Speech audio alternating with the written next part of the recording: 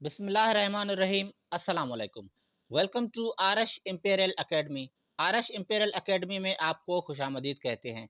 जी दोस्तों, आज इस वीडियो में हम बेसिक इंग्लिश ग्रामर का टॉपिक पास्ट, कंटिन्यूअस और प्रोग्रेसिव टेंस सीखने जा रहे हैं।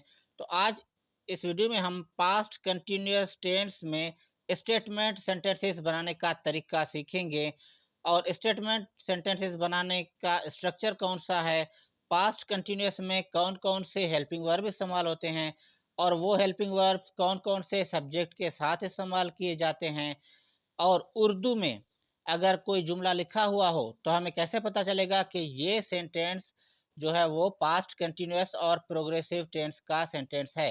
तो दोस्तों, ये तमाम बातें इंशाल्लाह आज इस वीडियो में हम ज़रूर सीखेंगे। वीडियो आखिर तक ज़रूर देखिएगा। अगर पसंद आए तो फिर लाइक और शेयर भी ज़रूर कीजिएगा। तो दोस्तों, चलते हैं अपने टॉपिक की तरफ। तो आज का हमारा टॉपिक है पास्ट कंटिन्यूअस, और कंटिन्यूअस को हम प्रोग्रेसिव भी कहते हैं। पास्ट कंटिन्यूअस और प्रोग्रेसिव टेंस, इसमें आज हम सीखने जा रहे हैं स्टेटमेंट सेंटेंसेस। तो दोस्तों, स्टेटमेंट सेंटेंसेस बनाने का स्ट्रक्चर कौन सा है, यहाँ पे मैंने स्ट्रक्चर जो है वो लिखा है। यहाँ पे आप देख सकते हैं कि सबसे पहले आपने सब्जेक्ट इस्तेमाल करना है, उसके बाद आपने हेल्पिंग वर्ब्स इस्तेमाल करने हैं। अब पास्ट कंटिन्यूअस में हेल्पिंग वर्ब कौन कौन से इस्तेमाल किए जाते हैं? वाज, वर, ये दोनों हेल्पिंग वर्ब्स पास्ट कंटिन्यूअस में इस्तेमाल किए जाते हैं। इन दोनों में से आप कोई भी एक हेल्पिंग वर्ब इस्तेमाल कर सकते हैं, वो सब्जेक्ट के हिसाब से आप इस्तेमाल करेंगे। उसके बाद वर्ब का फोर्थ फॉर्म यानी आईएनजी वाला इंक वाला फॉर्म जिसको हम कहते हैं, और फिर आखिर में ऑब्जेक्ट। तो दोस्तों, अब मैं आपको बता दूं कि हेल्पिंग वर्ब वाज जो है वो कौन कौन से सब्जेक्ट के साथ इस्तेमाल किया जाता है। अगर आप देखें कि सब्जेक्ट के तौर पे I, he, she, it and singular noun यानी इस्म वाहिद, अगर इनमें से कोई भी एक सब्जेक्ट के तौर पे इस्तेमाल किया गया हो तो फिर आप उसके साथ हेल्पिंग वर्ब वाज ही इस्तेमाल करेंगे।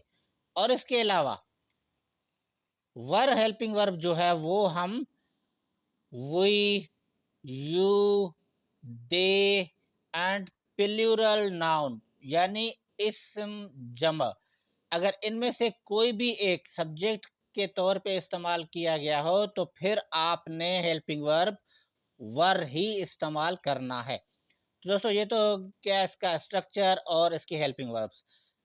अब मैं आपको बताऊंगा कि उर्दू में अगर कोई जुमला लिखा हुआ हो तो फिर ऐसी कौन सी निशानी है जिससे हमें पता चले कि ये पास्ट कंटिन्यूअस टेंस का जुमला है। तो दोस्तों, आप देखें, अगर उर्दू के जुमले में आखिर में अगर आप देखें रहा था, रही थी, रहे थे वगैरह, अगर इस तरह का कोई भी एक लफ्ज़ अगर उर्दू के जुमले में आपको दिखाई दे तो आप समझ जाएं कि ये जो जुमला लिखा हुआ है ये पास्ट कंटिन्यूअस का जुमला है। तो दोस्तों, नीचे मैंने कुछ एग्जाम्पल भी लिखे हैं और एग्जाम्पल बताने के बाद इंशाल्लाह आपको क्लियरली समझ में आ जाएगा। यहाँ पे मैंने एग्जाम्पल लिखा है, यहाँ पे मैंने सब्जेक्ट आई इस्तेमाल किया है, तो जाहिर सी बात है अब सब्जेक्ट आई इस्तेमाल किया हुआ है तो अब यहाँ पे हम हेल्पिंग वर्ब वाज इस्तेमाल करेंगे, और फिर उसके साथ वर्ब का फोर्थ फॉर्म, और फिर आखिर में ऑब्जेक्ट इस्तेमाल करके जुमले को मुकम्मल बनाएंगे। अब ये जुमला बन गया, I was doing my homework. I was doing my homework. अब इसकी मीनिंग क्या होगी? अब इसकी मीनिंग की तरफ देखें, मैं अपना होमवर्क कर रहा था।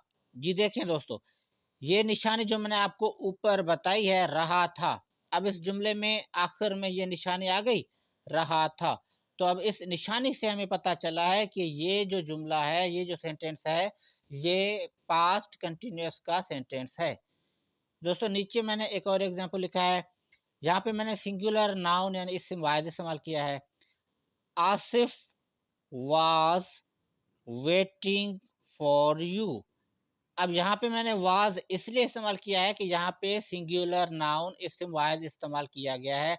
जैसा कि ऊपर मैंने आपको बताया था कि अगर सिंगुलर नाउन इस्तेमाल हो तो फिर उसके साथ भी आप हेल्पिंग वर्ब वाज ही इस्तेमाल करेंगे। Asif was waiting for you. अब इसकी मीनिंग क्या है? आसिफ तुम्हारा इंतजार कर रहा था। जी दोस्तों, यहाँ पे देखिए, यहाँ पे भी आखिर में ये निशानी आ गई, रिकॉग्निशन ये भी आ गई, रहा था।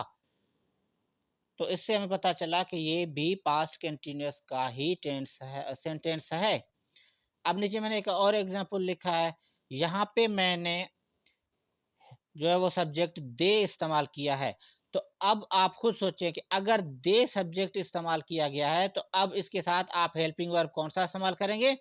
जी हाँ, अब आप वर इस्तेमाल करेंगे। यहाँ पे आप देखें, यहाँ पे हेल्पिंग वर्ब वर लिखा हुआ है और सामने यहाँ पे देखें ये सब्जेक्ट भी यहाँ पे लिखा हुआ है दे। तो यानी दे सब्जेक्ट आ गया तो अब हम हेल्पिंग वर्ब वर ही इस्तेमाल करेंगे। They were preparing for the test.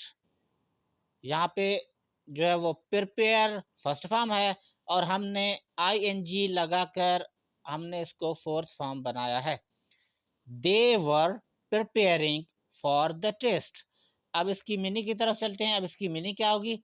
अब नीचे इसकी मीनिंग मैंने लिखी है, वो टेस्ट की तैयारी कर रहे थे। जी देखें दोस्तों, यहाँ पे आखिर में ये वाला वर्ड आ गया, रहे रहे थे। और ऊपर आप देख सकते हैं कि यहाँ पे भी ये लफ्ज लिखा हुआ है, रहे थे। तो इसका मतलब ये है कि अगर ये निशानी इस जुमले में मौजूद है तो इस निशानी से हमें पता चला कि ये जो सेंटेंस है ये पास्ट कंटिन्यूअस का सेंटेंस है।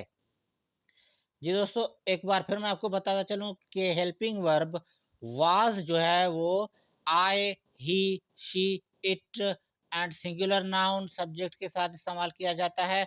और हेल्पिंग वर्ब जो है वर, वो we, you, they and plural noun यानी इस्म जमा के साथ इस्तेमाल किया जाता है। तो दोस्तों, मुझे उम्मीद है कि आपको ज़रूर समझ में आ गया होगा कि पास्ट कंटिन्यूअस और प्रोग्रेसिव टेंस में स्टेटमेंट्स के सेंटेंसेस किस तरह से बनाते हैं। अगर आपको ये वीडियो अच्छी लगी तो फिर लाइक और शेयर ज़रूर कीजिएगा, फॉलो भी कर दीजिएगा।